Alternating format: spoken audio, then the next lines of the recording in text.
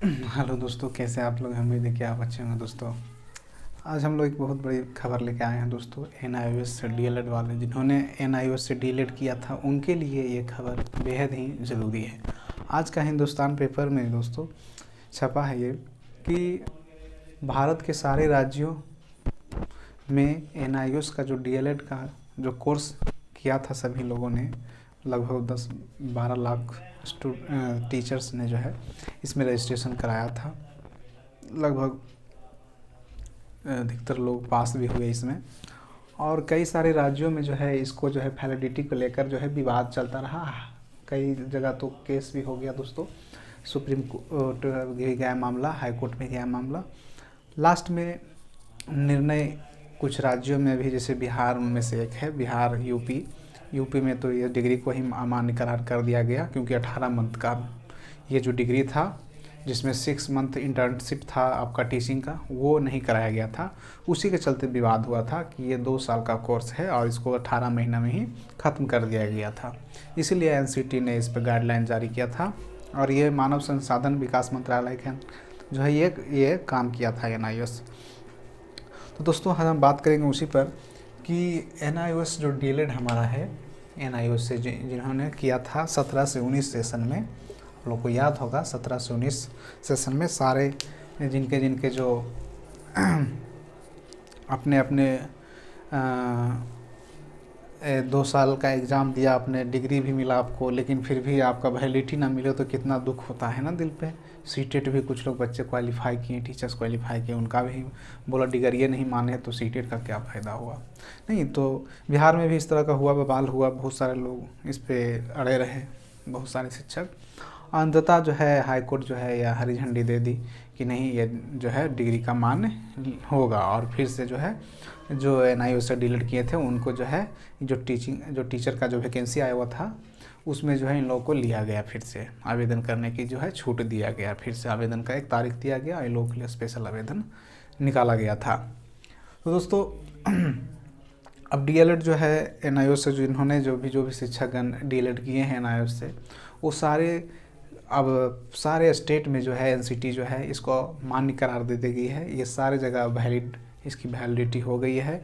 अब आपको चिंता नहीं करना है। आप सीटेट अगर भरें इस पर एग्ज़ाम तो ज़रूर इस बार अपियर होवे और सीटेट को निकालें दोस्तों, और आप एक अपने जीवन में आपको सफलता मिले ज़रूर, और आप सफल भी होवे सीटेट निकाल कर। सीटेट का हमारा बैच भी आ रहा है दोस्तों, मात्र 20 से 23 दिन बचा है। तो सीटेट को जो है इसको हम लोग कैसे निकालें, कैसे इसको पढ़ें, इसके ऊपर भी हम थोड़ी सी बात कर लेते हैं। तो डीएलएड वाले जो है बच्चे, जो डीएलएड जिन्होंने किया था उनके लिए तो ये बड़ा अच्छा पल है, खुशी का माहौल है कि सारे स्टेट, जो भी जितने स्टेट हैं सारे स्टेट में जो है वैलिडिटी इसकी हो गई है आज से। ठीक है, तो आप टेंशन नहीं लेना है, एनआईओएस से किया या फिर आपने दूसरा से किया, सब वैलिडिटी आपको मिल गया एनआईओएस वाले को। तो एनआईओएस वाले जो हैं, जो बेचारा करने के बाद भी पछता रहे थे लगता है शायद, लेकिन अब वो ना पछताएं, क्योंकि वो जो है अब उनको डिग्री मिल गई है और उनको वैलिडिटी भी मिल गई है। तो देखिए सीटेट वगैरह का थोड़ा सा हम लोग चर्चा कर लेते हैं। सीटेट जो हमारा पेपर 1 जो है, नहीं पेपर 1 की बात कर ले। पेपर 1 जो है कैसे इसको पढ़ना है, पेपर 1 नहीं, अब भरने का तो आप 6 to 8 भी भर सकते हैं डीएलएड वाले, लेकिन आप पेपर 1 के लिए ज़्यादा एलिजिबिलिटी आपको मिलेगा। पेपर 1 में आपको जो है सीटेट में क्या क्या पूछता है पहले वो जान लेते हैं। सबसे पहले तो हम बात करेंगे ईवीएस हो गया हमारा, दूसरा हमारा हो जाता है इसमें सीडीपी, नहीं सीडीपी इसको या तो पेडागोगी कहते हैं, पेडागोगी। ठीक है दोस्तों, चाइल्ड डेवलपमेंट है पेडागोगी, ये हो गया। तीसरा हमारा जो सब्जेक्ट इसमें है वह होता है मैथ्स होता है।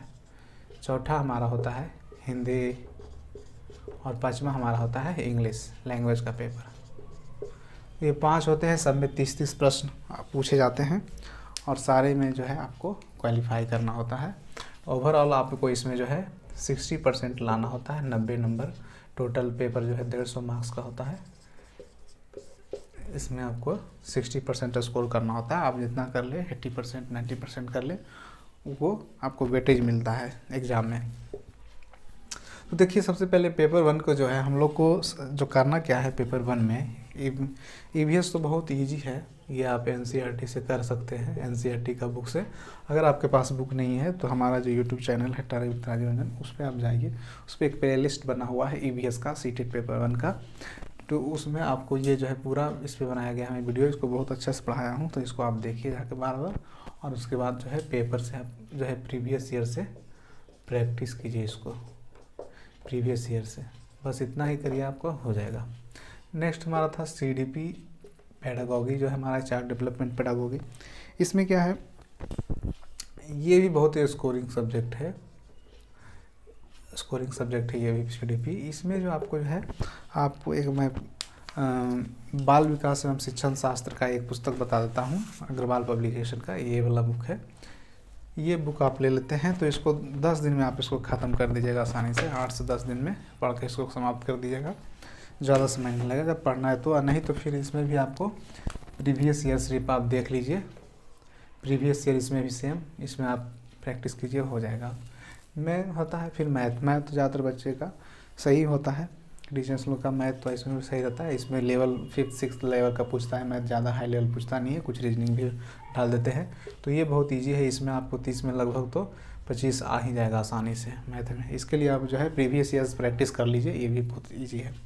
नेक्स्ट हमारा हिंदी है, तो हिंदी में भी आप जो है ग्रामर वगैरह थोड़ा देख लीजिए, गद्यांश होता है, पैसेज होता है, उससे कुछ प्रश्न आते हैं, तो वो भी आप कर लीजिए। उसमें भी कुछ पेडागोगी रहता है हिंदी का, और इंग्लिश में भी कुछ पेडागोगी होता है, ठीक है। तो ये सब आप थोड़ा सा कर लीजिएगा, बहुत आसान हो जाता है पेडागोगी करने से। अगर पेडागोगी को अच्छे करते हैं तो बाकी में आपको जो है हेल्प मिल जाता है इस सब सब्जेक्ट में, ठीक है। तो पेडागोगी को आप अच्छे से करिएगा थोड़ा सा, तो लैंग्वेज में भी आपको मदद मिलेगा, हिंदी और इंग्लिश दोनों में मदद मिलेगा पेडागोगी अच्छा से करिएगा तो।